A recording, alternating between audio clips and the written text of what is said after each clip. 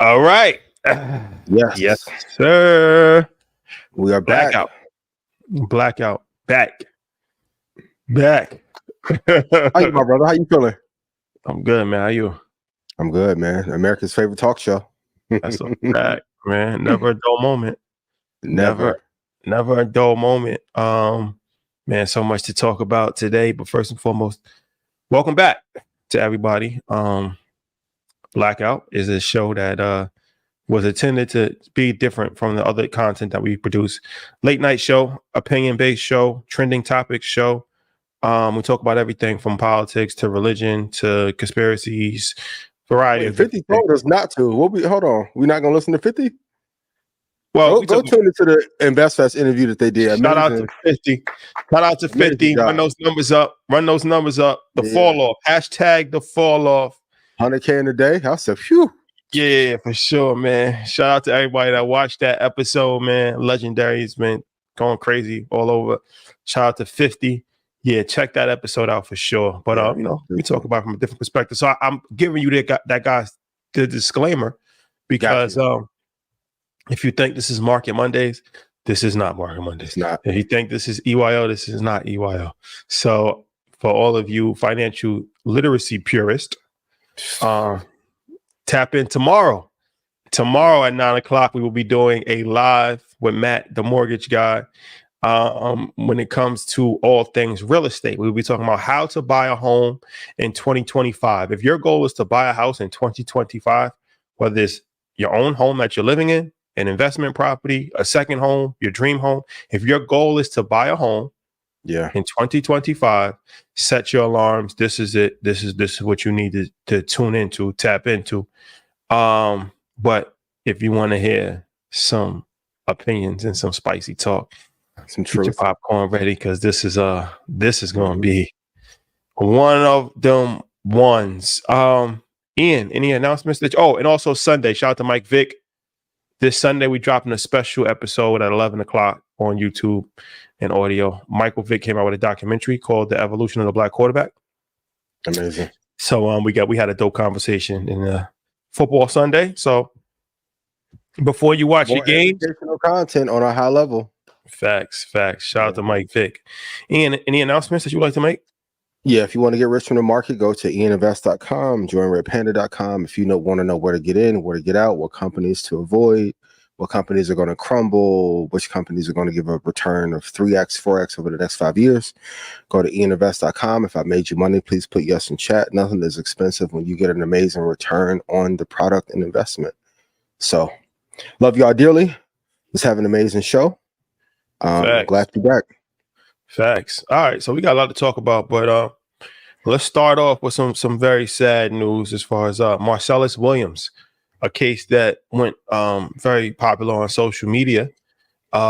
Gentleman that I believe he was on death row for 26 years, something like that. Yeah.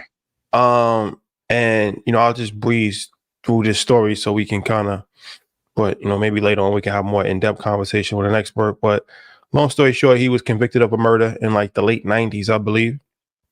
And, with new DNA evidence and everything that's come out, it's actually a high probability that he was innocent of the crime that he was convicted of.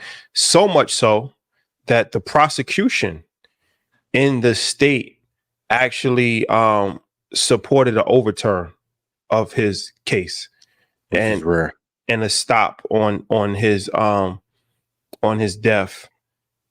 I mean, I don't know what else can you do? If the prosecution is advocating for you, of course your defense is going to advocate for you. But like I said, the evidence, no evidence with DNA, it just was a variety of different things that came out. Issues with the trial when it first happened. He pretty much got railroaded. That's what it looks like. He got railroaded. And he had been up for execution another time. They stopped it at the last minute, and there was a strong push online to get the governor to stop the execution. The governor did not stop the execution. The governor of Missouri did not stop the execution, went full-fledged with it, and last night he was actually murdered. So this has been something that has been on social media a lot as far as just injustice when it comes to American systems, especially when it comes to Black men, particularly in America. There's been hundreds of cases of people that have been wrongfully accused and wrongfully convicted of crimes, and some of them have been put to death. So first and foremost, rest in peace to that brother. God rest his soul. And to his family. Very inspiring, just even seeing some of the things that he was saying before he was executed, you know, just his manner of acceptance. And you know, he wasn't angry. Yeah, it's like what was that? You know, I hate to use this comparison, but it's kind of like, you know, remember when they had that Treyway case and the kid, I think his name was Scottie actually, and he was like, we don't bend, we don't fall, we don't break, like you know. And that's actually when I saw him, like, yeah, he 26 years down, death row, and he's like, you know, standing tall. Yeah, whatever, you know, whatever's God's will is God's will, like, you know. And I think that was extremely inspiring to see, because these dudes be breaking after one day in jail. So, you know, when somebody is at 26 years, wrongfully convicted, death penalty, and he had enough, you know, mental fortitude to just still go through with day to day, that's extremely impressive. So definitely rest in peace to the brother and condolences to his family. Yeah, God rest his soul. Justice is not always just. And for those of you that have people in the prison or correctional system, make sure you check on your people. Things are not always fair. They need you to be present. It's not just money. It's not just visits. Things can go wrong. And I know in America, we like to believe that just because someone is convicted means that they were guilty. There have been thousands of cases where people were not guilty or received too harsh of a sentence. So God rest his soul. Yeah, it's one of these things, you know, it's a quote. The victim's family opposes his execution. Jurors who originally sentenced him to death now oppose his execution. The prosecutor's office that convicted and sentenced him to death has admitted they were wrong and zealously fought to undo the conviction. So the victim's family didn't want him to die. The jury that actually sentenced him, they changed their mind. The prosecutor's office, they changed their mind. But, you know, for whatever reason, the governor of Missouri didn't care about any of that and still thought that it was a good idea to execute him. So I think it speaks to a few different things in America. A Black life is not as important as a white life. And that's the whole thing behind Black Lives Matter, right? Like, no matter how you feel about the political organization, the original iteration, the saying of it, I understand the saying of it, because it's like, and that's what was disturbing when Lil Wayne couldn't understand. He was like, he can't understand why Black life. This is a perfect example, because it's like, how many white terrorists, from the guy in Buffalo to the guy in South Carolina, whatever, you name it, none of them have been sentenced to, none of them have died. None of them have been executed. Not one of them that I can remember, right? The guy who just tried to assassinate Trump. Yeah. And then so you get a Black man from Missouri, you know, shows you the difference between having a public defender, having a prosecutor that wants. It's no different than a Central Park 5. If they want to make you a criminal, they'll make you a criminal. And you know, this still happens to this day in 2024. His life didn't matter enough for them to even, not even letting him out of jail would have been beneficial, but not even, it's like you couldn't even just spare his life. He's still on death row, still in jail. Like it was that important for you to kill him by a lethal injection. And I think we even got to talk about the death penalty. Is it even humane for another person to take another person's life, right? Because, like, what are we, like in like the 1700s, where it's like, you know, execution, like we're supposed to be we're supposed to be a civilized country. Well, how do you determine who's going to die and who's not going to die? But we can argue is, to go my 19 keys back, shout out to the brother. If the country was formed on savagery, can we ever be a civil country? Or will you ever be free in America? Nope. I keep telling you, there's no such thing as freedom. There's no such impossible. The land that you own, you don't own outright. If you're still being taxed on it, your home you don't own free. Like it's levels and layers to this, man. So it's why we got to love each other, enjoy the time that we have. But yeah, the justice system is not just, especially when it comes to us. Like I even have friends that have gotten like traffic tickets they missed the date they go to court, didn't have a good lawyer, didn't think they needed a good lawyer. 320 days in county. Like no prior criminal record. And it's like, sometimes, like I say, there's truth in a lot of these movies and a lot of comedy.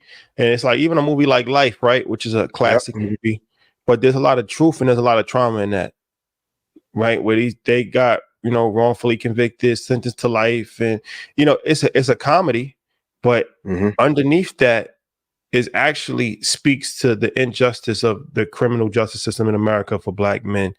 Yeah. And that was a real deep movie. And it's like there's a lot of people who have been either falsely accused or even Nas. Like when Nas said that, I was listening to Memory Lane, shout out to Esco, Illmatic. And he was like, judges hanging niggas incorrect bails for direct sales. So even if you do get sentenced on something that's actually legitimate, incorrect sentencing is a big thing. Incredibly harsh. Yeah. Like even like Wallow, I think people know his story, but it's like, all right, you get sentenced to 20 years in jail at 17 years old for armed robbery. 20 years for a teenager? But Sam Bankman-Fried girls took $14 billion and got 2 years. Like what? Make it make sense. Not saying that he was right to do it, but shout out to Wallow and congrats. No, that's what I'm saying. It's like even it's like come on. The whole criminal justice system, how we look at it. Like there's some countries, like I think it's Sweden, one of these countries, the most you can get in jail is 25 years. They don't even have a life sentence. They don't have a death penalty. So it's just like, and the way that we over index on Black people.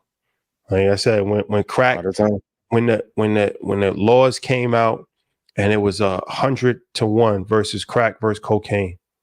And that punished crack 100 times more than powdered cocaine. It's the same exact drug. So now you're sending people that was selling 1 gram of crack, 10 grams of crack, 37 years in jail, 42 years in jail for low-level drug dealers. Somebody's moving kilos of cocaine and they getting 6 months in the feds. Like, you know what I mean? Like it just speaks to Black lives not as valuable as white lives in the world, but definitely not in America. So I think that's something that the politicians need to really think about when they're asking for votes on the Democratic side and the Republican side. You got to hold everybody accountable. If you take the oath to become a politician, you deserve to be held accountable for injustices that happen in this country. And Black people should worry about Black people first. Like every other group worries about their group first. Black people should worry about Black people first. It's a noble thought, but it's too many sellouts. And then also, if you're a politician, or are you there to serve the people, or by definition is the people that you're serving the powers that be? The powers that be. Yeah. You know that. Yeah. You know that. You know that. And this is the problem with there's no equality in capitalism. In order for capitalism to work, 73 to 85% of America needs to be under a certain threshold. And one day, not anytime soon, but one day we'll talk about the other businesses that run America and that jail system. If you've ever sent money to anybody inside or see how that operates, that's $1 billion industry. We did an episode on this. We did an episode on this, I think, early in the pandemic with Mike Starr, talking about from the calls that you make, from the food, the entertainment that's provided. Yep. All of these are contracts that private companies have with either federal penitentiary, if it's a federal jail, or the state, or the private institution, if it's a private prison. These is billions of dollars that's made. So what would be the incentive if I'm X, Y, and Z company and I'm supplying the food, I'm supplying the call system, I'm supplying, what would be the detergent? What would be the deterring factor for me to lower jail population if I'm making billions of dollars a year from this? But you're right. And then detergent, cleaning supplies, like what is, okay, we know the value of Cash App. What is JPay worth? Yeah. And then we got to talk about the process those payments. Like what? Even the guards. Like I have friends that's in jail. Like you go to these jails, they put you in the mountains 6 hours north. And that's their economy. That's that town's economy. Let alone those prisoners get counted as their population, so they actually get more resources. That's a political play within itself. You bring in all these prisoners from all different parts of downstate, upstate. Now this town has an additional 3,000 people that's included in the census, and now they're getting funding, they're getting representation as if their town had an additional 3,000 people. And then it's an economy that's created for those usually rural, white, poor towns. These people come and they make $100,000 a year being a correctional officer. And now they get to implement their level of racism and power. I've heard firsthand experiences. People getting cursed out, getting called a nigga, punched in their face, abused. Yeah, getting beat up. The police in jail abuse the prisoners probably more than police on the street abuse regular people. Like they abuse prisoners like it's nothing. And there's literally nothing you can do about it. Really, what you want to do? Yeah. Tell a warden? Mistake. It's tough. So yeah, man. It's really unfortunate situation, but I think it does highlight, just what America is. That's what America is built on. Yeah. That's what America's built on. All right. So staying in the same vein, but kind of switching gears a little bit. Who's one person that the world kind of views one way, maybe, but has another side to their personality throughout history that side hasn't necessarily been told? So many people we can name. But hypothetically, if you are a religious figure that is deemed to be almost like a messianic figure, but if you were a devout racist, you went to the British community to state that a certain race was better than Africans while being in Africa, you had a bunch of underage girlfriends, and you were abusive, that will qualify you as a person of not great character, right? So I think people need to look into Gandhi's past. I know everyone wants to talk about Diddy and understood, but like there are a lot of figures. I mean, especially in finance, there's a rapper. I gotta wait for some of them to pass to talk about the truth. But Gandhi's one for sure that was not the upstanding citizen that they present him to be. Also, Thomas Edison, a fucking thief. Like he gets credited for being this genius, but if you look at the reason why the film industry is in Hollywood, he would go to other states and steal ideas and then put the patents on them and then go out of his way to ruin those people's lives and try and put the films and projects out first. So like a lot of these icons that we have in America, good series to watch, like the companies that built America, there was a lot of theft that happened.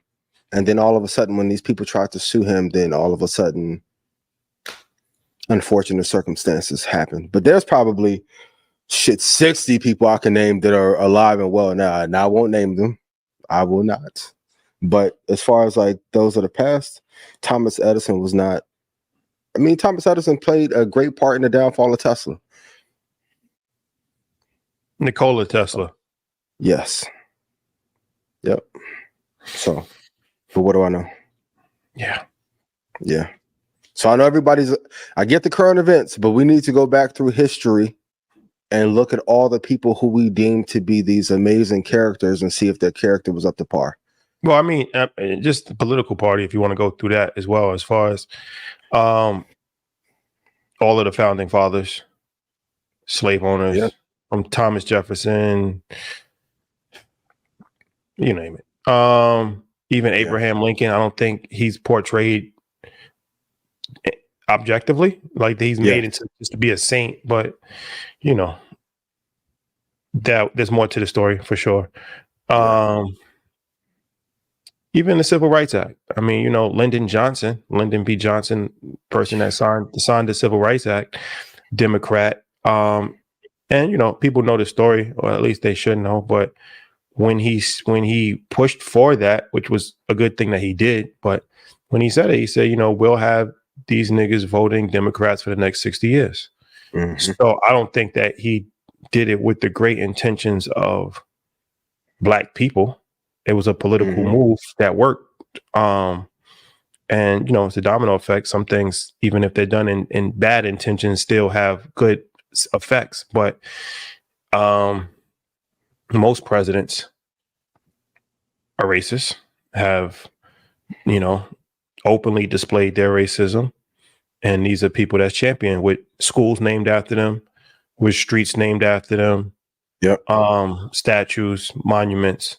So history rewards the writers of history. So if you don't write your history, then whoever's going to write the history is going to paint these people as in a certain way, and as saint, right? And nobody's a saint. Everybody has some level of something that they can put on your character, like, yeah, you did this, you did that, you did that. So I don't want to kind of go, you know, because every single person could have something that they've done that is like, you're not a good person because you did this. So, you know, nobody's perfect, but I do think that it's important to kind of tell a full story, because a lot of times history just has convenient amnesia when it comes to selected people that are choose to be championed.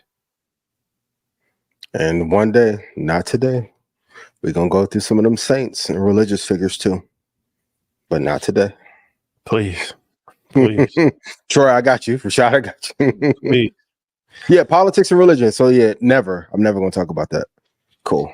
So what are your thoughts on the statement that men are out here paying for expensive dates during the talking stage to only build her media up to attract who she really wants? What does that even mean? Now we get to the mess. This is all over spiritual work. So like a lot of times dudes will go out of their way. Fellas, okay, I know some of y'all hate these topics, but before recording, I was telling my guy, like, these are the conversations you have to have as a man after you get the money to make sure that you're picking the right people to be in your life, right? So a lot of times you're trying to be a good provider. I know 50-50 cool. But if you're taking her all these places, you have to know if she wants you for you or does she want you for the experience. I've seen it firsthand. A guy get a girl lit, get her social lit, dinners, vacation, bag. I've seen plenty of men even take the girl on vacation. She won't even post a little arm, but she's using him to build up the media to get to who she wants. I ain't gonna talk about the young boy who got his girl snatched by Tyrese Maxey, but damn, it's affecting his play on the field. Spiritu Santo, my boy, I'm praying for you. Oh my God. So my thing is like for the first few dates, for sure. But ideally, like the first few months, the date should be low key. The date should be low key. Y'all can do what y'all want to do. Don't, and for y'all watching in the comments, don't do the lotto brokey, because I get to reposting all them pictures I took big girl on real quick. I'll go through a whole fucking carousel of shit. You know what I mean? But I think a lot of times too many men are moving with materialism because them as men can't back who they want just off of them. But y'all can do what y'all want to do, and y'all get out here and experience. But you can take it to Turks, and that cake goes gonna be for somebody else. Don't be mad. Do not be mad. But what do you think? You think this is true? I don't really look at it like that. I look at it like, you know, God, you are fucking good, yo. This motherfucker's the media master. Go ahead. I don't look at it like that. Like, you know, if you're doing for something, do no good deed seeking reward or acknowledgement, So if I'm oh, you on some whole shit right now. Go say it again. Do no good deed seeking reward or acknowledgement. Meaning, Got you. if I'm with somebody and we go on a trip, that's just because in that moment I wanted to go on a trip. Now, yeah, if you have bad intentions, and I'm not going into that thinking, yo, I'm helping her. Like, you know what I'm saying? Like, I can't control what you do. It's like I'll give you a better example. That's if true. you see somebody that's homeless, right? And they're on the street, right? And you give them $20, right? Now, some people will say, well, you're giving the person $20 and they're going to buy drugs with the money. They're going to buy alcohol. Well, I can't determine what you do with the money. My intentions were pure. I wanted to help you, right? I'm not going to humiliate you by making you walk into a McDonald's and making you get them and then watching you. I don't have enough time in my day. And like I said, my goal is I don't want to humiliate you to do that, right? I'm giving you, going to give you something because in that moment, I just felt that it was the right thing to do. Now, if you if you swindled me or if you lied to me, I have nothing to do with that. I can't worry about that. Like, you know what I'm saying? If that's the thing, you wouldn't do anything for anybody ever. Right? Because if you always have something in your mind like, then this person's going, it's not genuine. They don't really want to do this. They just use me for this. They just doing that. Like, all right, well, God bless. If you felt like that was something that you needed to do in that moment, then that's what you need to do in that moment. But I can't worry about what your intentions are. I can only worry about what my intentions are. You're a smooth, stoic motherfucker, boy. You won the coat. See, this y'all get. Y'all get talking that shit, Scottie. Yeah, okay. I ain't even mad at it. Some things do need to be earned. But no, for sure, for sure. Yeah, certain things have to be earned. But fellas, if you're worried about it, her using you, then you shouldn't do it. But also, too, going back to the conversation we had last week with Chris, like, some of y'all just be nasty and be too thirsty and a woman don't want you. And then you're offering her this shit to even be in her presence. So work on you. So what do you feel about the did you see the clip with the NBA player's ex-girlfriend that was talking about how she supported him for 5 years and that she moved to a different country? He played for Toronto. And then after all of that, he left her to get a 33-year-old white woman pregnant 6 months later. No, I said let's play the clip. Yeah. Let's play that clip, please. What's that looking? Put a finger down if you were dating your high school sweetheart for almost 6 years. You're holding it down for him while he's trying to make it to the NBA. He makes it to the NBA, so you move to another country to be there with him to support him, all while studying for your master's. One day, out of the blue, he breaks up with you, and then months later, he gets a white girl pregnant. Just me? Oh, okay. Okay. So that's the backstory. That's crazy. Yeah, she vented her frustration out. She was supporting him from day one, supported his dreams, moved to a different country, stayed down while she was in school. She was getting a master's degree at the same time, all to be dumped and to have a white woman 6 months later. Now, I don't necessarily think that she needed to throw the woman under the bus. Things happen. At least he broke up with her. Let's look at it from the bright side, right? No, at least he broke up with her. At least he didn't get somebody pregnant while he was still with her. Yeah. Right? Like, at least he had enough dignity to look, things don't work out. I don't know why they decided to break up, but I personally... We know why. Why? She was who he wanted, why he was on the come up. And then when he got to where he wanted to be, he got a chance to get to who he really wanted. I know some of y'all criticized me for the question, hey, who do you want to be with out of everybody in the world? Some of y'all criticized that. And these same fucking situations happen to you, men and women. You got to know the person that you're with. Like, you can feel it in the energy, but you guys are avoiding hard conversations and then end up having very hard outcomes. Like, she should have been that was going to be. You couldn't look at him. That was going to be a 0 move. He hit the other Euro step on her. All the way. Euro Slovenian league. Jesus Christ. Everybody put it in chat. Ask the hard fucking question. And truth is, if you are afraid to ask them, either you know the answer or the person that you're with doesn't care about you enough to tell you the truth or give you grace in the answer. But then my whole thing goes back to, so I'm gonna flip it on the other side. So y'all dudes don't be like, yo, he dudes out here simping. How I said, if I do something for you, I do it because I love you. Yeah. If you was with me from the beginning and you supported my dreams and you moved to Canada, well, you just didn't do that just for me.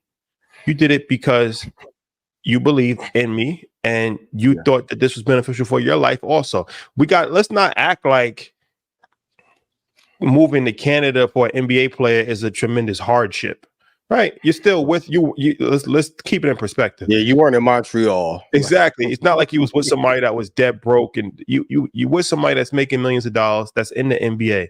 So spare me a little bit. Yep. Spare me a little bit when it's like, yo, I put my life on pause and I moved to support your dreams. Well, you're supporting your dreams too. True. Because you thought that this was going to be a situation that was going to lead to you getting married and having a family, which I respect. I'm not knocking that, but I'm just saying, in your mind, you thought this through critically, and you thought that this was going to be beneficial for your life. So it didn't work out. That sometimes things don't work out, but I just don't see the need of going to the internet and trying to throw dirt on his name. She's using the media to find her next catch. And let's be real, you 5 years in, you gonna hump on him enough for you to get pregnant? I'm not saying this should be a play, but if he went out the next thing and got her pregnant, was yours really hitting for? Come on, yo. Come on. What are we talking about? Hey, and Bay Girl, much love to you and prayers to you. And I'm sorry that you got your heart broken, but don't go Muslim like Brittany did. Hey, y'all. Friend of the show. Brittany. Shout out to Brittany, man. Yeah, and shout out to the bro. Like I said, shout out to the bro. Congrats to him. And I think that her even highlighting the fact that she was a white woman, that she knew what she was doing. She was trying to even trigger it even more. She's trying to rally support. Like, it's the Kanye thing. When he get on, he leave your ass for a white girl. Does she though? Like, was that necessary? Was that really was that aspect necessary to say? He could have just said like, "Yo, he left me and now he's having a kid 6 months later. It was hurtful." Did she have to say it was with a white woman? I mean, if he was on some Dr. Umar shit the whole time he was with her, then busted Euro. Yeah, bust the Euro. Men gotta defend black women. Which brings us. Have you seen this shits and gigs Andrew Schulz controversy? Nah. Okay, can we play the clip? Please. Meghan Markle, she's cool, man. She's cool. She stole your ginge. How you feel about that? I'm here for it, bro. I'm here for the multicultural. Really? Yeah, Black girlfriend effect. Yeah. You're into that. Yeah. Meghan Markle came in. What's black girlfriend? They just come in and start fighting? Nah, bro. You guys don't know about the black girlfriend effect. She just... Wait, what is the black girlfriend effect? Oh, you don't know about this? Glow up the other culture. Yeah, so you'll see a guy who's had a black girlfriend, all of a sudden he's got buzz cut, like clean shape up. Glows up, bro. I like that. They shave their hair because they start losing it. Because they're so stressed being around this black girl complaining about shit all the time. That's why they got to shave their hair. Nah, bro. White guys with black girlfriends, they grow a beard because there's more cushion when they get slapped. Got it, bro. That's hilarious. I think the black girlfriend effect. It might be a protective instinct, bro. You think? Protective. Yeah. Do you guys? Have you ever had black girlfriends? Yeah. Have you ever had white girls? Yeah. Oh wow. Okay. What's your favorite?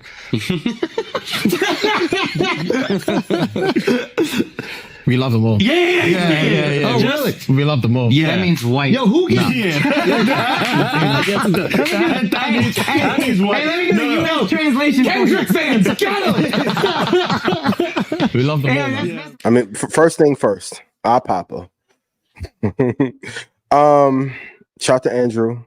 Shout to Shits and Gigs. I want to talk, even when they say that we're pandering, I keep telling y'all there's no money in pandering. But let's be real. Most of the men who pander don't believe the shit that they be pandering about? And I get it. I don't want to pile on them. But for them to be from the UK and then to issue an apology and say, I'm sorry. Why didn't you say anything to Andrew then? You were laughing your ass off in them little clips and having fun. But now that the backlash has come, you all of a sudden want to act like you want to be the defender of women. And I think it's a bigger conversation that we need to have of like, even in picking the right person, when people are pandering like that, is it genuine or are they doing stuff for monetary reason? Now, I don't want to take up for Andrew just because I'm cool with him and he's defended me. But at one point, when will we stop being offended by white people doing what they've always done? At some point, we got to call a spade a spade. Andrew has been on record for stating how he feels politically. It's not a white person's job to defend us, but as black men, and I get we all can be in a moment and think some shit is funny, but it's like, I'm gonna just be real. Most of the motherfuckers who pandering to black culture and or black women don't believe none of that shit private. They did the same shit the old boy in Toronto did. Sounds good. Sounds good. I keep telling you, there's no money in that relationship podcast and shit. This is therapy for us, if anything. And another way for y'all to eat up some of y'all market share. Y'all should have left Rashad alone. All the clips and critiques. Please. What do I know? But shout to them and shout to Alex. Alex, my friend, black man, he's on that show as well. But like most of that pander culture is all bullshit. They're doing that. They wouldn't be pandering like that. Yeah, and no slight. You can look at them and tell they don't fuck with black women. Yeah. Shout out to the UK. Shout out to the UK, London, Manchester. We gotta get back out there. But yeah, we gotta get back out there. I just think just don't lie. Just be fucking real. Yeah, and it's important to create spaces where people don't feel comfortable. I think a lot of times people just feel comfortable. Like that says a lot too. Like, you know what I'm saying? Like if you create an environment where people feel comfortable enough saying certain things, then you gotta see why do they feel comfortable saying certain things. Saying it around you. Maybe he felt comfortable saying that shit around you because he knew how you felt. And it's the funny part. So like they put it out, but they asked for edits. They didn't ask Andrew to edit that part out. Dog, if you fuck up, you just fuck up. Just stand in it. Stand up in it like a champ up in it. But all this the repander because you're losing part of your audience. No. So yeah. All right. Well, okay. So if you were on a show, I gotta ask you, and somebody was disrespecting black women, or let's say a business partner did, like, how would you handle it? Would you like break off the relationship? Would you check them there? Would you check them in private? Because I think it's a bigger conversation about decorum, about how to handle things. I think you do it on the spot. And then I'm gonna give.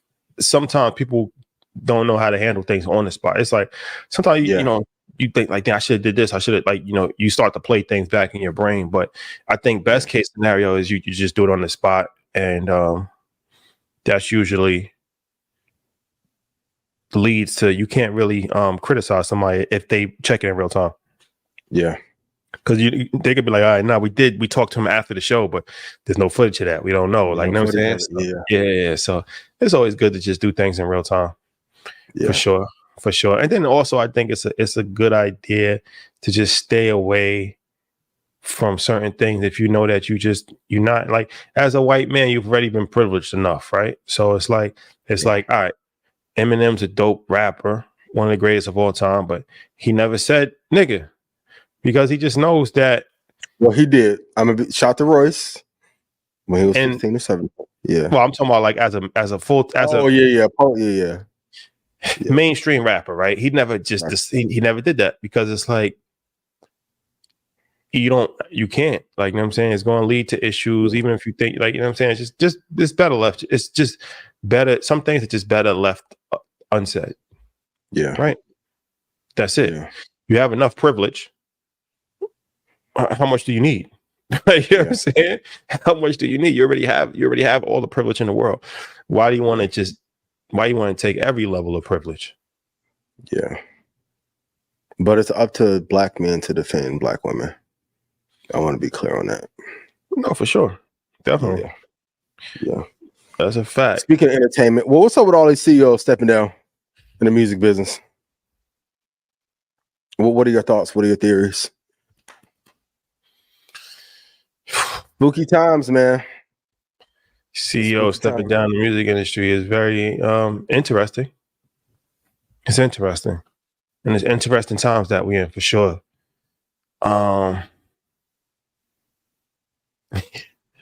It's interesting. Okay, let me take it on the business side. It's interesting times that we're in. Interesting times. Okay.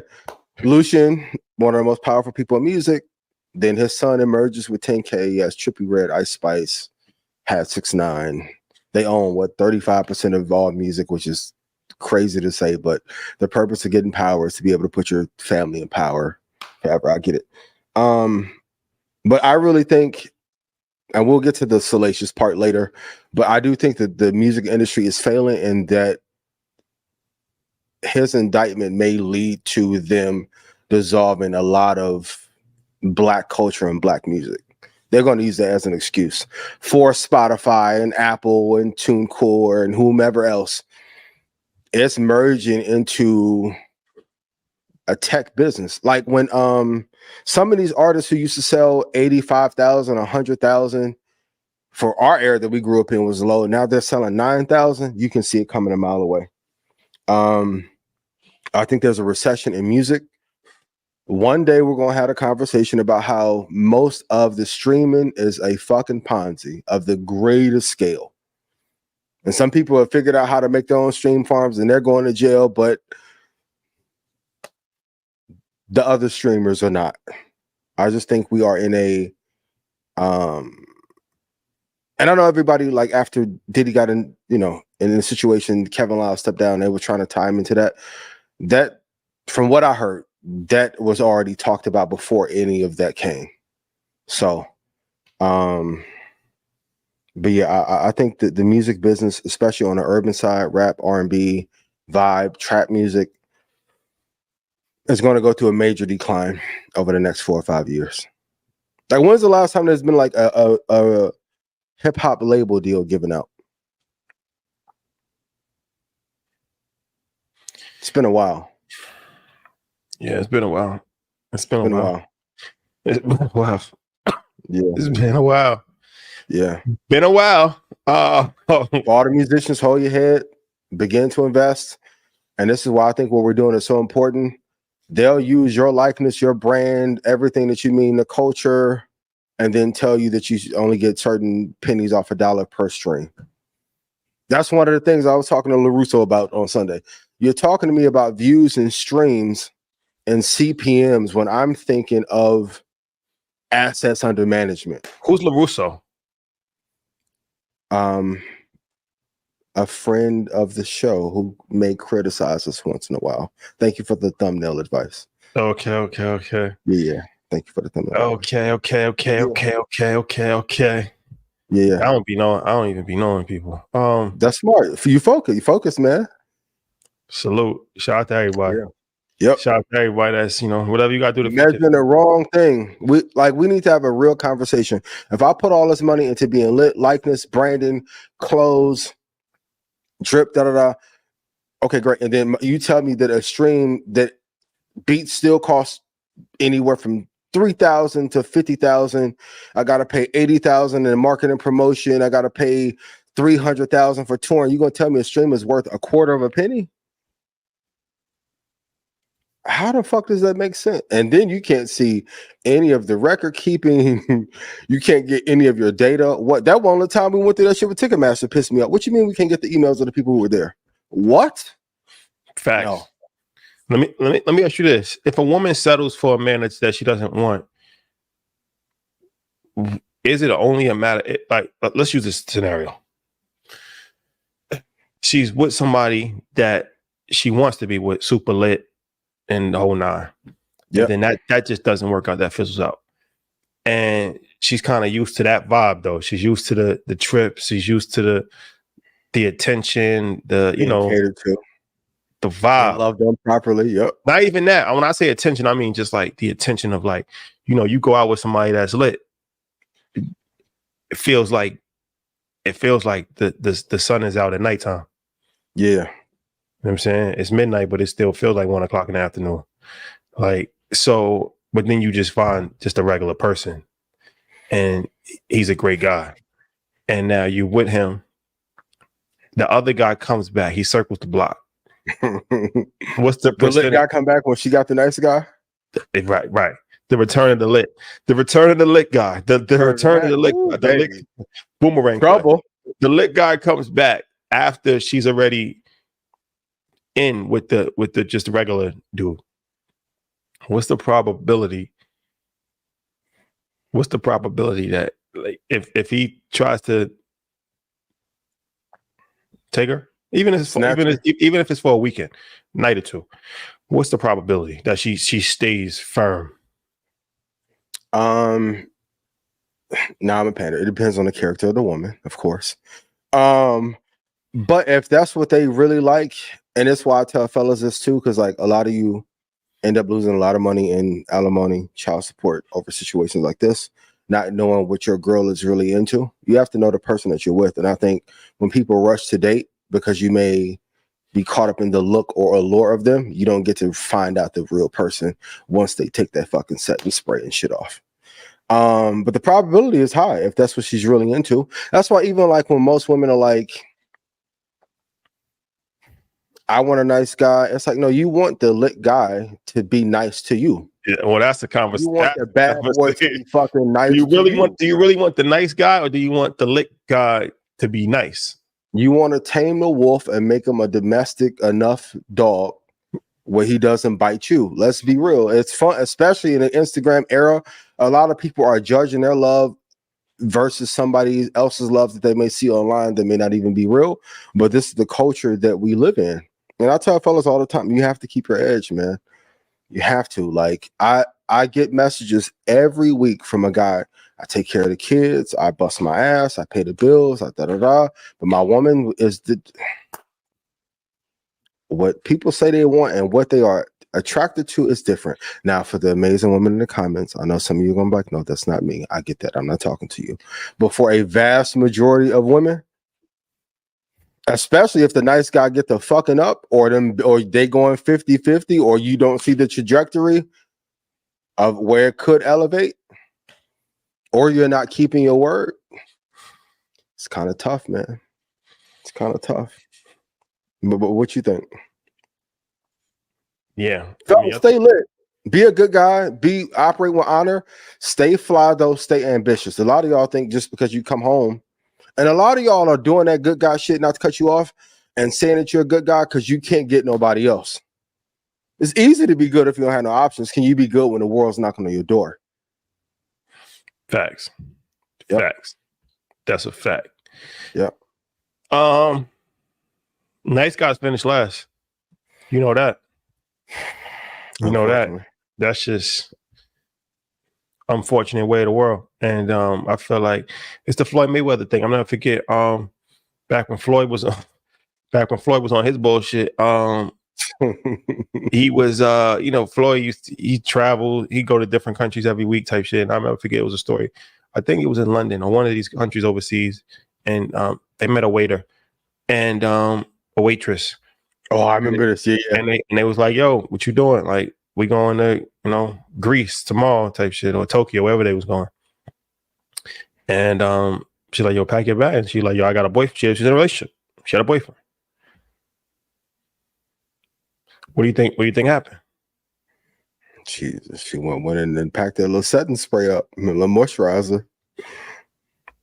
Yeah, business decisions was made. And like I said, I'm not even, Floyd probably never even spoke, like he just got so many people around. But the fact of the matter is, in that moment, she rationalized her situation. She's saying that she's a waitress. That means that she's struggling financially, right? Mm-hmm. She's in a relationship, but that relationship doesn't mean anything as far as on a financial level, right? So obviously, most of the time, the person that she's with probably same similar situation. So now you have two people on the lower levels of the economy that's together, and the only thing that you have to offer is love. When you don't got nothing else, the only thing you got to offer is love, right? Yeah.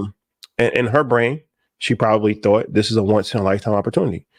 How many times am I going to get to travel the world for a couple of weeks with Floyd Mayweather for free and stay at 5-star hotels. Ain't no free. I ain't putting that on them, but ain't nothing free. Allegedly. So yeah. So in her brain, she made a business decision in that moment. And imagine doing that and losing your boyfriend, then you get to Mykonos and you figure out that shit overrated.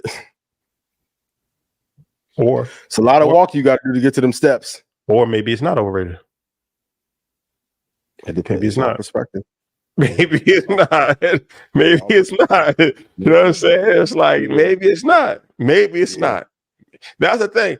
They like, yo, man, this shit not even worth it until it is. Until it is. Tell us. Stay in your back. You know, I'm listen, I'm telling y'all, stay lit, but stay nice and stay loving. It's a lot of, I ain't never seen a NFL player look that sad. I said, damn, she on a jumbotron with Tyrese. But that's another conversation too. Like, and this goes back to even, I remember, forget when I was in high school. I was at IMG and I used to be around a lot. I was around a lot of professional athletes when I was a teenager. It's a long story, but I was around a lot of professional athletes as a teenager. And I used to overhear them. Like, they used to tell stories and talk. And sometimes they would just talk to me directly as a teenager. Like, I had developed personal friendships with guys that was multi-millionaire professional athletes. And I never forget, one of them was telling me, like, yo, they was telling me, like, in the league, and this was 20 years ago, at least, maybe more. In the league, it'd be like all of these dudes be messing with the same girls. And I never understood that. Because my thing is like, y'all got money, y'all got fame. Why is there such a demand on such a short few? But then when I got older, I realized it, because I'm like, those are the few that's in the mix. And most of these dudes they don't really got the game. They don't got the, you know what I'm saying? Like, so they when they go to Club Live, there's 10 people that's there, that's always there. Or even on it's the same people. It's like Tupac said, every city that we go, we see the same. So it's like you start to get in that mix. And now in that world, there's only 50 people in that world. In that right? So even though to the outside person, it's looking like, damn, they could just get any girl that they want. But to the people that's in it, they're like, well, they're in an industry where that group is relatively small. They all know each other. It's easy. It's within arm's reach. So that kind of explains it. But what's your thoughts on that, as far as dudes in the same profession, in the same type of world, dealing with the same person on multiple different times? I think that shit nasty. But I think also in those industries, like you said, if they don't have game, they're messing with those. And I see it here in Houston all the time. There's a pool of women. I'm not gonna say they were selected, but they're placed strategically in certain places, and they'll deal with a lot of bullshit. And they're willing to go with a lot of stuff that some other people wouldn't go for. And that's cool if that's what you're in it for, but I don't want to be in the industry and everybody then ran through. Like, that's crazy to me. That's crazy. But some like it. Some like this. Your cup of tea. Who am I to judge? Your body, your choice. Do what you want. But nah. I don't want to be able to identify like 15 people you knocked down before me. I'm cool. And it's the same. Whether it's hip hop, whether it's rapper, you see a lot of the rappers dealing with it. Happen in finance too. Happens every industry. Yeah, it happened in corporate. Because every industry has that same small knit group. Mm-hmm. Like, we all know each other, so we all gonna go to the same parties. We all gonna go to the same restaurant, and before you know it, you've curated your inner circle based off of your industry. So that's why it happens so frequently for the people that can't understand. Like, yo, why would somebody? It doesn't make it right, but I'm just saying I can understand it because it's convenient. It's a convenient play, as opposed to you trying to find somebody from North Dakota. Like, no, they don't. Who's got time to do all that? The boy from Toronto. No, he's the one that's actually sniper gang. Yeah, crazy. He's sniper gang. My God. But a lot of times too, like, do you think men do that because they don't want to put in the work? To be better. Be better. What do you mean? In a bunch of regards. Like if you're dealing with a bunch of little industry hoes, it's easy to not, you know what I mean? To not have to be better, opposed to if you're dealing with a woman who may judge you based off character. Yeah, I think it's that convenient. I think it's more of just a convenient thing. It's just like, yo, this is in front of me. You go after what's in front of you most of the time. Is that smart? And everybody hangs out at the same places. So if you're in the NFL, NBA, there's two places that most of these guys live: Miami and LA. That alone, now you've already limited the pool, right? They don't live I'm talking about in the off season. In the off season, they're not living in North Carolina full time. They're not living in Austin, Texas. Like most of these guys live in Miami or they live in LA. That limits the pool right there, right? Mm-hmm. And then they frequent the same places. They frequent the same restaurant. They frequent the same clubs. So the girls that's in that world, they know that. So those are the same girls. They're gonna move there for that. Yeah. It's not hard. It's not hard to figure out. And then you got the other cities that's still in the major mix, but they might not be like just living there, but they come there, New York, Atlanta. So now it's like, okay, you come to New York. There's only a few places that you want to go to when you're in New York. You don't even have that many options. There's a few places in Atlanta that you want to go to, and they know that, and they frequent those situations. And there's people that actually coordinate situations. So if somebody comes into town and they call somebody like, yo, I want to go to X, Y, and Z restaurant, gather some girls. And then the girl, it's usually even a girl. You can't say gather them girls no more either, for the record. But it's if it's a girl that's gathering girls. That's what I'm saying. Got you. It'll be like a girl that has her friends, right?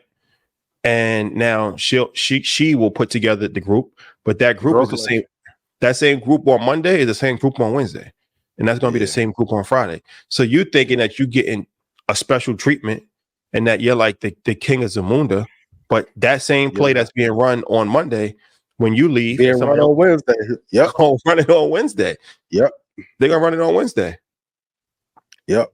Poppy Steak Miami gonna go to New York, little last lap in that small ass bathroom. Shout out to last lap. Oh, what you think of New York being number one on the top worst cities to date in the US? Is it? It's New York, LA, Philly. That's funny. Chicago, San Antonio, Houston number 8, Phoenix is 9, San Jose is number 10. Okay, what's the criteria that they're using for this? I don't know. But I thought New York being a bad city was crazy. What's the cities? New York is number 1, LA is number 2, Philadelphia number 3, Chicago is number 4, San Antonio number 5, Fort Worth is 6, or Dallas, San Diego number 7, 8 is Houston, 9 is Phoenix, and 10 is San Jose. So my immediate thoughts are worst cities to date in. That's surprising because that's crazy as hell. Somebody actually told me a few weeks ago that they thought that New York was actually the best place to date because it just feels like a couple city. New York feels like a couple city, like you see, Central Park. You see couples and just random stuff. Like it's like Miami to me would probably be higher. To me, LA. I've heard LA is the worst city to date. Yeah. I've heard this from people in LA because they're like, yo, everybody, people is fake. It's Hollywood. The girls say that it's too many options for guys. So they can't focus on settling down. So I was surprised. I thought LA would be number 1 or Atlanta, another city that, there's probably like a 10-to-1 ratio in Atlanta. And then they got so much other stuff going on in Atlanta. But then Miami, shout out to the A. It's you gotta be careful. Shout out to the A. You gotta be careful, LA too. But Atlanta, if you're a woman, you gotta be careful. Very careful. You gotta be careful. But then Miami to me seems like that's very distracting. Like it would be difficult to date in Miami. Miami's a vibe city, if you live in the city. Houston. It's half and half because Houston, even though it's like a baby Atlanta, you have the pocket of the mixy shit, but then you got the little suburban area. You better do the Drake, go get you something in Katy or Pearland, you know what I mean? Off the grid, only go to the gallery once in a while. Medical center, go hunt, you know what I mean? Because I look at it a little different. Like I look at it, all right, distractions, but then I also look at it from the positive side. What would be good things to do? So in that case, New York is definitely up there because there's number a lot of things. Numero uno. Yep. But Miami will be up there too because there's a lot of things to do in Miami. There's a lot of things to do in LA, like as a couple, right? So yeah, I guess it depends on how you look at it. What do you feel?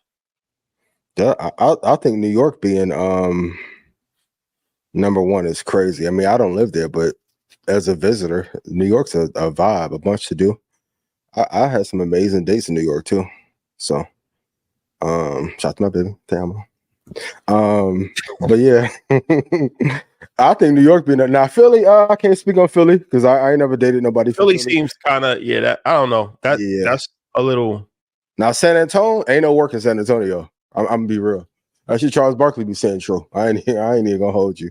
But LA tough for sure. Miami tough, but I think everywhere. I think dating is just tougher at all. But I don't think enough men are being courageous and going out and shooting a shot. They try to do everything online. You're in the request fucking folder, my boy. Go to Sephora. I'm gonna give y'all a little hack, right? Go to one of the little brow pages and shit. Go real quick. Go see what little clients there. Go get cool with the little brow girl, little makeup girl. Boy, you won't have no issues like at all. So, but yeah, New York's an amazing city to meet people. And I know people say that y'all are rude as hell, but it's like most of the people I met in New York have been incredibly friendly. So, yeah, that's interesting. Yeah, that's interesting. Yeah. Are we going through a great reset in music, internet, and content? Yeah, I think so. I know motherfucker criticize your influencer recession commentary, but the truth is like, if major artists with a budget of 500 grand are selling 9,000, there may be more influencers out. A lot of them are not making money. I'm not picking on Adam because I don't have a personal grievance with Adam, but I told y'all for the last 2 years, podcasting was dying. Now you do have Casanat, you got people that Mr. Beast, cool, that are making money, and I'm going to be real. Okay, I'm same question I asked before, but rephrased. How many streamers do you think are making $1 million a year or more? 500,000 or more that you just hear of in a black space. I won't speak on white business. It ain't that many. Yeah. So if streamers are the new rappers, what makes you think Amp not gonna put you on some shitty deals that Era still would have put you in back in the day? I hear there's a lot more of us doing it, but I think if you didn't capitalize off of content creation, streaming, podcasts in the last 4 or 5 years, it's over with, and there's going to be a new crop that comes in. But if, dog, there are major artists that are pushing their albums back. Like, shout to Don Toliver, amazing artist. I heard he had an album release party, and then the label wasn't even there.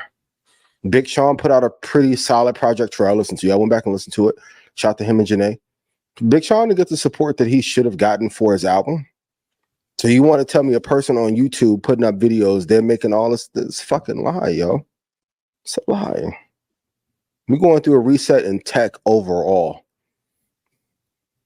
So, but you have to be prepared. I think everyone needs to find a unique voice, unique lane. And it's good because too many people were copying. Too many people were copying each other. So we need more unique voices, unique perspectives, unique topics to talk about.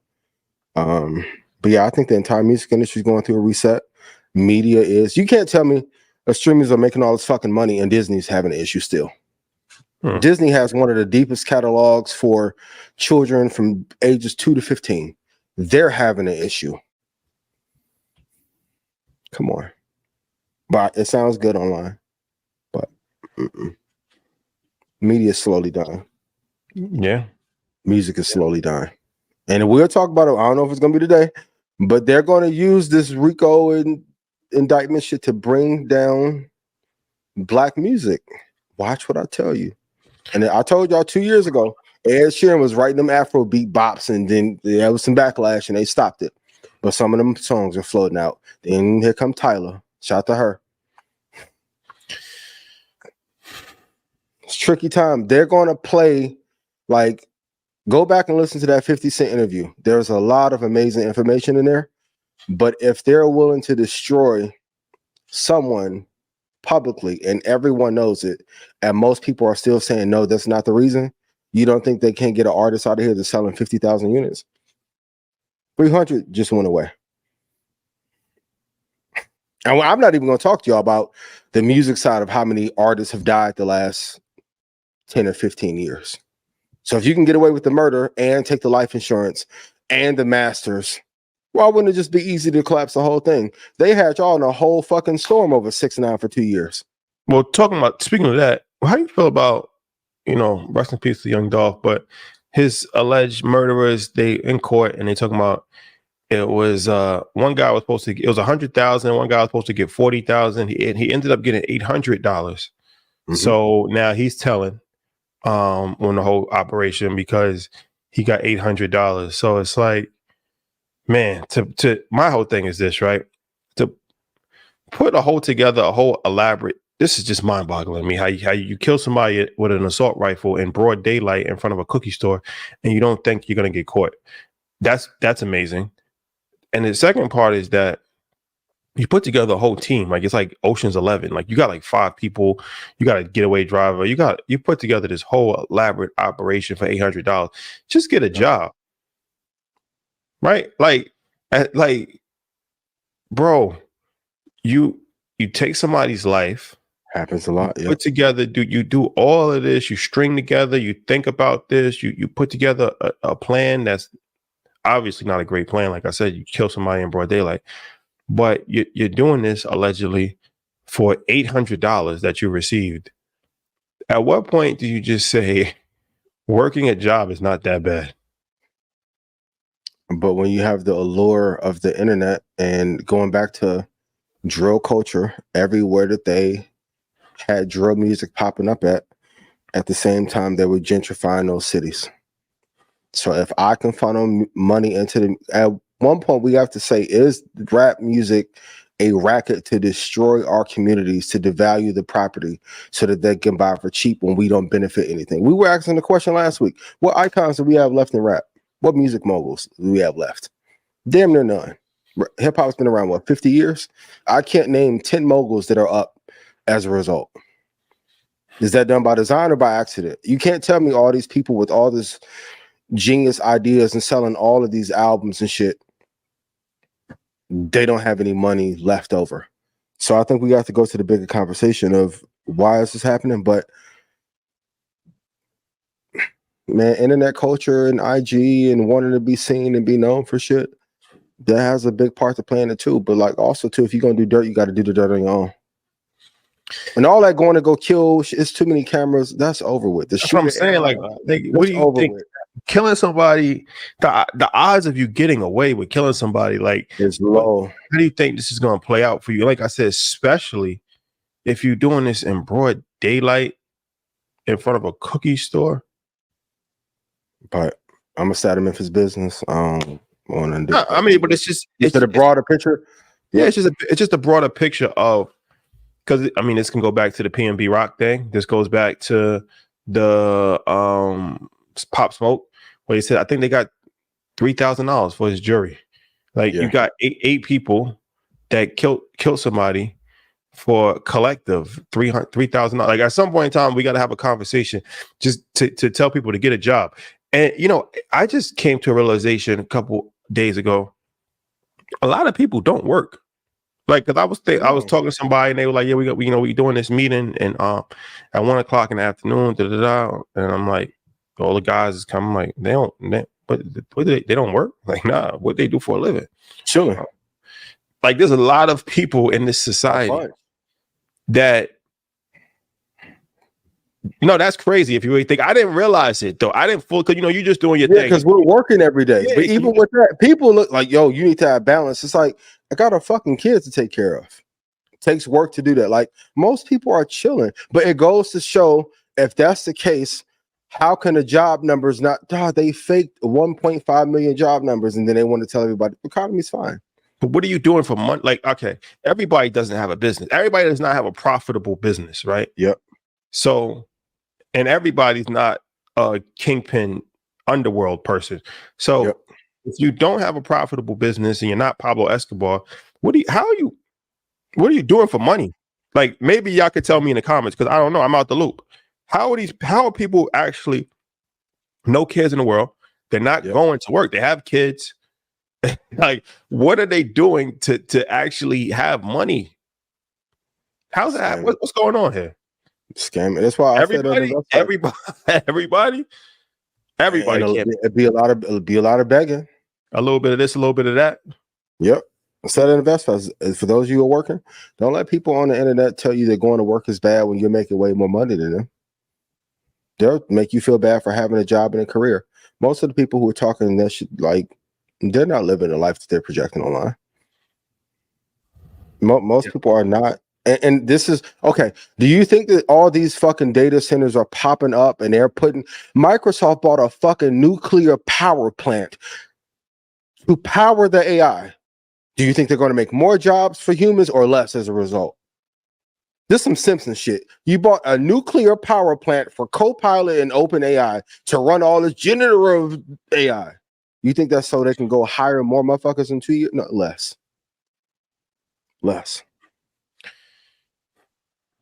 That's crazy.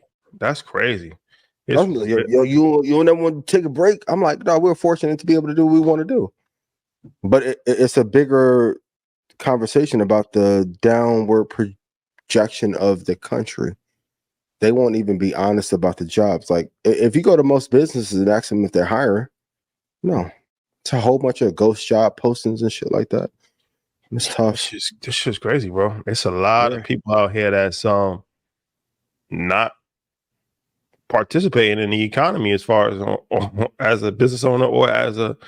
And the truth is, like, if it's not working, should they? Yes. Well, what do you do? My whole thing is I'm the most anti-job person in the world, so I'm not mad at you for not having a job. I never had a job, but I can also tell you what I was doing for a living. Even now, people are like, well, you're saying that and you're talking on a podcast. I know what somebody's going to say. It still work. That's my job. Yeah. That's my job. Broadcasting. This is my job. This is broadcasting, and then we run a media company.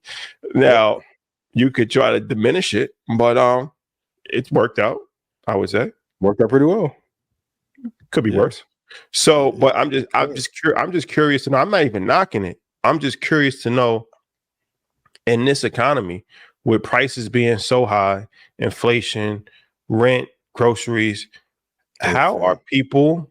What are they doing to, like, what are you, if you're not working a job and you don't have a business that's making money, what the hell are you doing? How are you surviving? How are you living? I just don't know how Richard, a lot of them slanging that thing, you know what I mean, to be able to not get put out.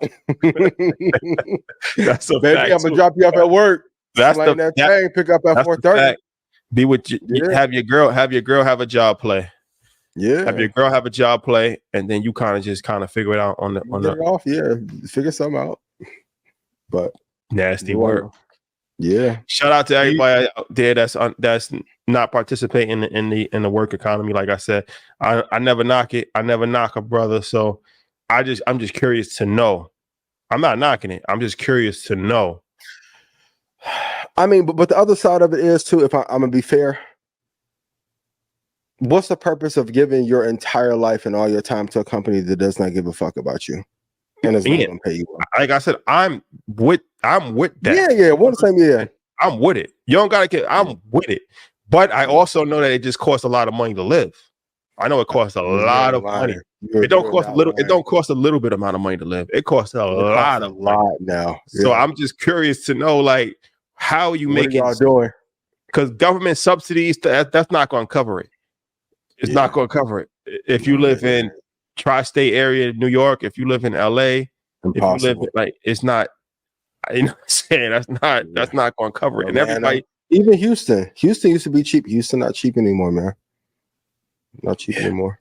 So, do you think the Telegram CEO made a mistake by going on Tucker Carlson and talking about how much money he has? Because after that, he got jammed up. Can we play the clip? please. This is huge news. The Telegram founder and CEO was arrested in France and had to pay a $5 million bail. He's not allowed to leave France, and many analysts are saying it's because he refuses to hand over Telegram user data to Western governments. What makes this crazy is that he was able to stay secretive all this time until he started dating his current girlfriend. He has hundreds of $millions in Bitcoin, and that was before he started Telegram. But once he started dating his current girlfriend, she started posting pictures in private jets, tagging locations such as restaurants, Louis Vuitton stores, and many say that this is how the authorities were able to pinpoint his location and detain him. This is becoming a huge issue.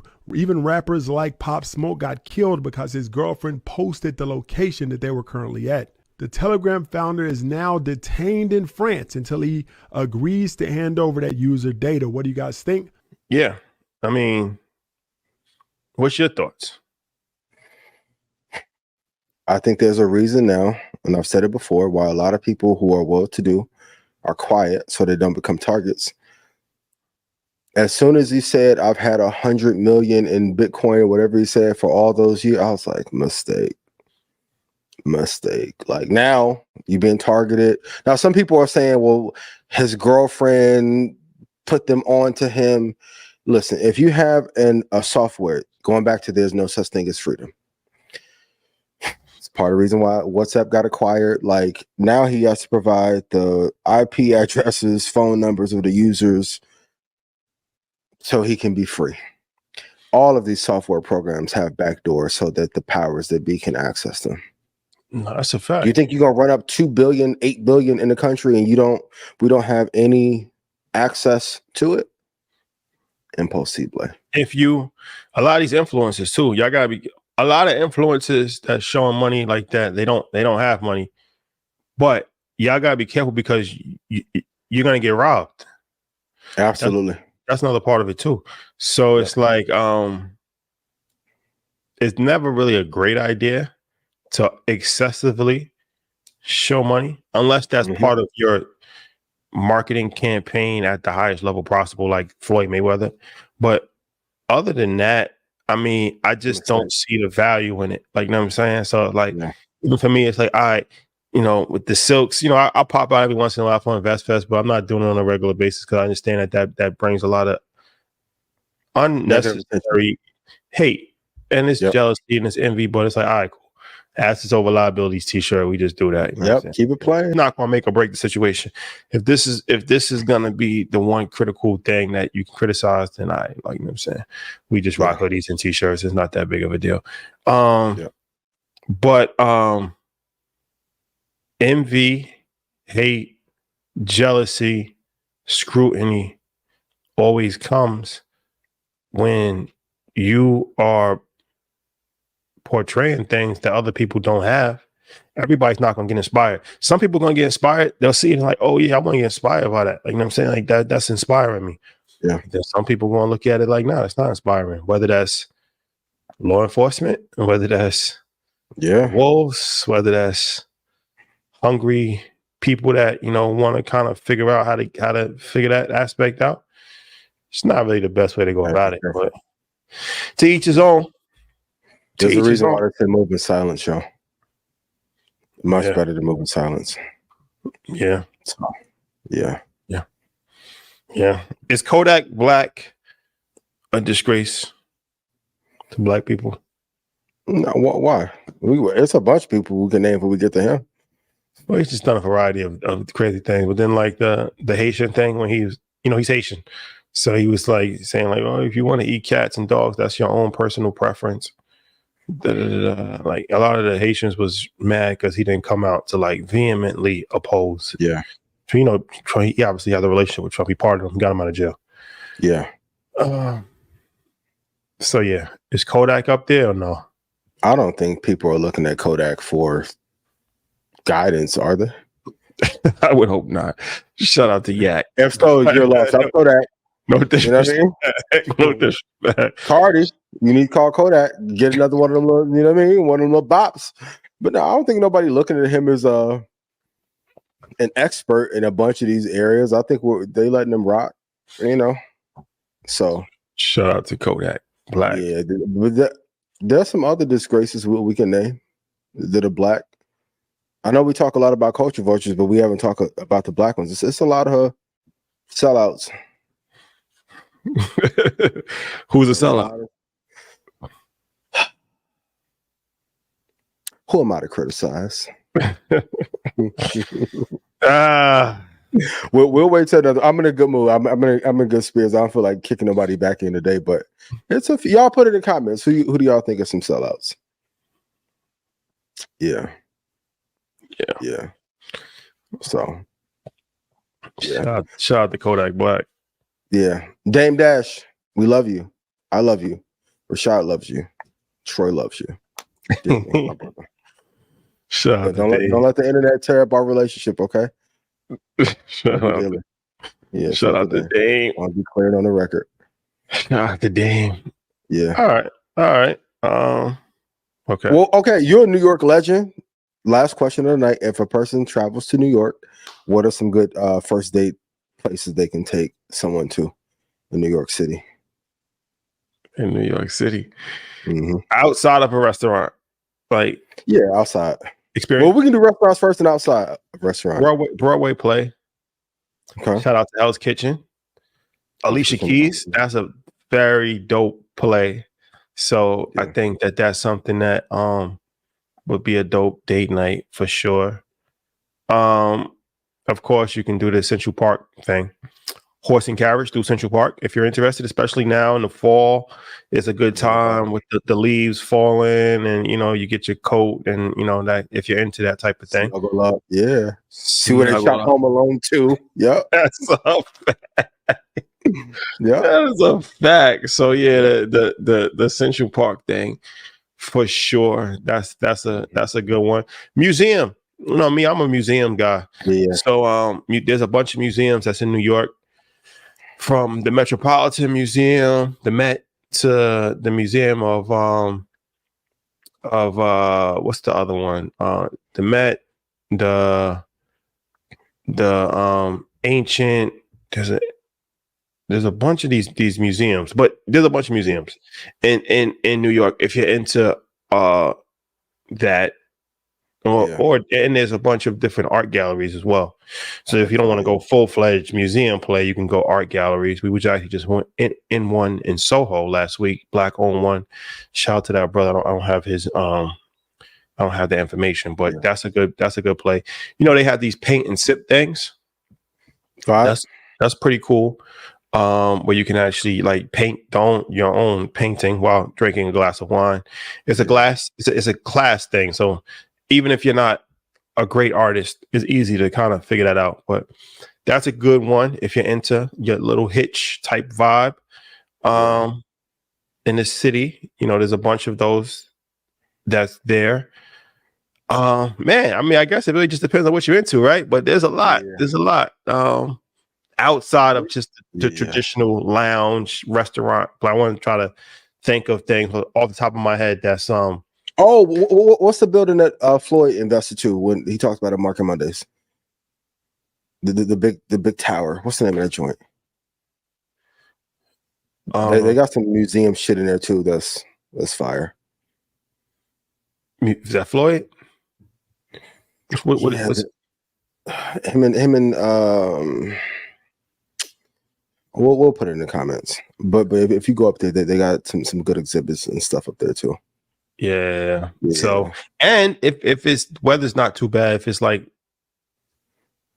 maybe now, like the last time you can do this before it gets too cold, but you can do boat rides in New York too. Very, very little known fact. You can do boat rides. We was on a dope boat a few weeks ago. Shout out to Jabril. So you can do different boat rides, tours, things that takes you around the city. the Brooklyn Promenade to me is the best view of the city. That's right underneath the Brooklyn Bridge. It's a park. Oh, you giving some game now? Okay. West Side Highway after. So yeah, the Brooklyn Promenade is really dope for just the views. Like it shows you the east side of Manhattan, and probably, in my opinion, the best view of New York that you can have. And there's some cool spots in Jersey that show you the other side, the west side of Manhattan as well. So, oh man, there's a bunch of different things. Yeah, great look. For sure. Yeah. They're crazy with that list. New York, one of the best places to go on dates at. Yeah, I'm surprised that I guess they say because it's the hustle and bustle, maybe, and because of the cost of living, it costs so much that it could cause financial strains on relationships. Maybe that's why. I can see that. Yeah. But what do I know? I'm just a guy on YouTube. Move to Jersey and go to the tunnel. You gotta pay $15. You know, you gotta pay $15 to get into New York. It's crazy. I listen, tax on everything. Nah. Oh, right now, crazy because of the UN General Assembly. Hotel prices. They told me hotel prices. Equinox $3,000 a night. That's crazy, yo. Hudson Yards a little vibe too, though. Hudson Yards definitely is a good vibe for sure. A lot of good restaurants there. Milo's, that's one of my favorite restaurants. That's in Hudson Yards. We was just there a couple days ago. Shout out to Gotti. Shout out to Chris Gotti, man. Shout out to Gotti. The little Equinox bar, decent. Yeah. That's crazy. 3,000 a night for Equinox. Wow. And if you're into physical activities, you could ride bikes. If you're into that, city bike. If you're into it. Yeah. Variety. Be creative, fellas. Yeah. Put some thought in, man. Or just pack up the bags and just go to Island. What's the date? Aruba. Island, boy. Much easier, ain't it? That's the date. What's the date? Bahamas. That's the date. That's easy. That's I would say that's easier. That just makes it easier to kind of. It's a better curated vibe. Just go to the Bahamas. When in doubt, go to the Bahamas. Yeah, Bahamas, Turks, Mex. Well, Turks is a little expensive, so you gotta think about the Turks play. You gotta think about it. You love the Turks. You got to think. You got to think that through. But you can randomly go to. You can randomly go to Puerto Rico, Jamaica, Bahamas. Yeah. Just go. Just do it. Yeah, let's go. Invest in love. That's my new thing. Invest in love. Invest in love. What's the return? What's the alpha on that? For real. It's the alpha and omega. Tomorrow, 9:00 Eastern Standard Time, we are doing a YouTube live on real estate, buying a home buying workshop. So if you're interested in buying a house in 2025 or right now, first time home buyer, second time home buyer, real estate investor, we will be having MG, the mortgage guy. He will be joining us, and we'll be answering questions live from YouTube. So that's gonna be good. Shout out to Matt. Yeah, house hack, get you something in Jersey, go through the little Holland tunnel, go hang out for a little bit, go right back through the tunnel. Cool. The tunnel play. New York, expensive as hell. I remember 2 years ago, I was like, oh, I'm gonna get a little place out here. 900 square feet, a bajillion. I'm like, what? And I'll tell you, one of my friends lives in Soho, one of the top buildings in Soho. One bedroom. Easy 12 grand in it. 10,000 a month. I can believe it. Yep. 10,000 a month on the wake up for one bed. It doesn't include parking. Yep. They also told me I was gonna see that building. I'm like, okay, Mello play here. Shout out to Mello. I'm like, dude, I get to play with Mello when I move in here. No, they're like, the Equinox gym, that building. Yeah. Like, that's that Equinox building. But yeah, yo, $10,000. Now, granted, Soho probably Soho's like the hottest spot in New York right now. There's like all the actors and all of that live there, but 10,000 for one bedroom is tough.